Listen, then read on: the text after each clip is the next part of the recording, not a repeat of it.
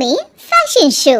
शहर की fashion designer Ritu की शादी गांव के जमींदार शेर सिंह से हो जाती है, लेकिन शहरी कामकाजी रितु का गांव में मन नहीं लगता। क्या सासू माँ, ये गांव में तो कुछ नहीं है, मेरा दिल ही नहीं लगता यहाँ, क्या करूँ मैं?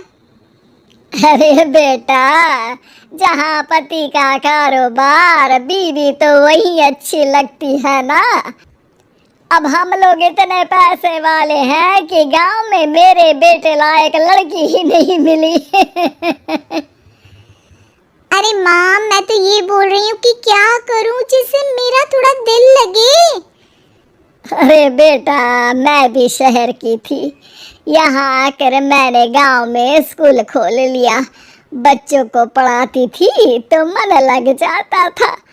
तू भी कुछ देख ले जिससे गांव की बहू बेटियों का भला हो जाए और तेरे जमींदार ससुर जी का नाम भी हो जाए।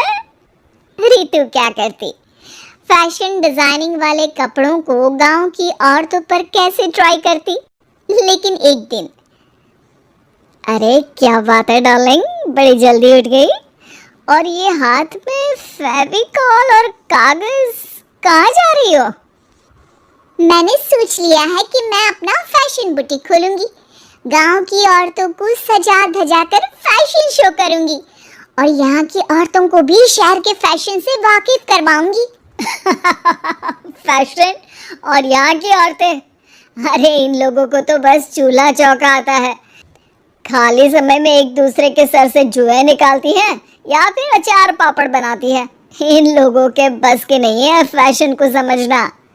लेकिन रितु मानती नहीं।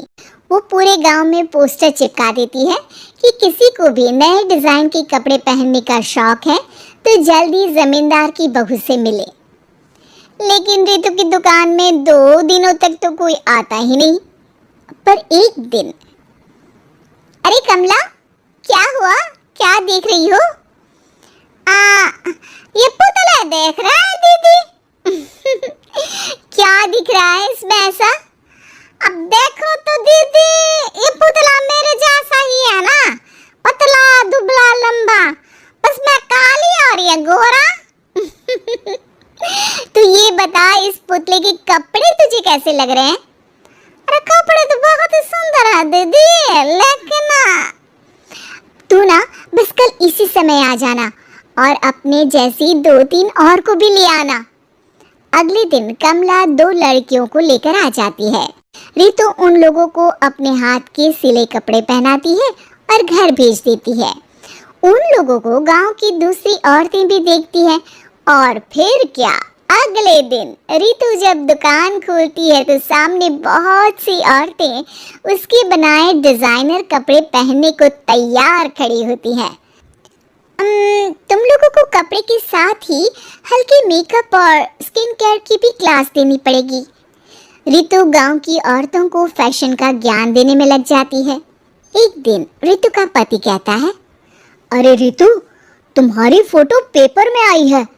क्यों भाई, ऐसा क्या कर दिया मैंने? क्या लिखा है? अरे लिखा है गांव में होगा अब फैशन वीक। अरे हाँ, कल ना कोई फोन आया था मीडिया वालों का, तो मैंने भी बोल दिया कि फैशन शो तो अब गांव में होगा। लग रहा है उसी की खबर बना दी है। तभी रितु को एक फोन आता है। हेलो, कौन बोल रहा है? जी मैं काम्या बात कर रही हूँ लुक में फैशन वीक से। हम लोगों ने आपका काम देखा। हम शहर वर्सेस गांव का फैशन थीम में एक फैशन शो आपके गांव में करना चाहते हैं। अरे वाह, ये तो बहुत ही अच्छी बात है। मैं अपनी मॉडल्स के साथ शो में हिस्सा जरूर लूंगी। बस अब क्या था, वो दिन भी आ जाता है जब रितु की गांव की गोरी शहर की छोरी के साथ स्टेज शो में हिस्सा लेती हैं। शो के बाद, अरे आपकी वो जो कलेक्शन है ना, मैं उसकी पूरी सीरीज खरीदना चाहती हूँ। सच में आपने वो कपड़े डिजाइन करे जो आज के लोग आसानी से घर और बाजार में पहन सकते हैं और बजट में भी है। हम भारतीयों के लिए तो ये डिजाइन बेस्ट है जी। वैसे आपने क्या सोचकर ये कपड़े बनाए और आप इसे कितना आगे और लेकर जाना चाहती हैं? औरतें और फैशन एक दूसरे की पर्यायवाची है। तो ये किसने कहा कि गांव की औरतों को डिजाइनर कपड़े पहनने का हक नहीं? मेरा मानना है कि शौक सभी औरतों में होता है, ज़रूरत है तो बस उसे जगाने की। उनके हिसाब और बजट के कपड़ों की जो मैंने बनाए और सबको पसंद भी आए।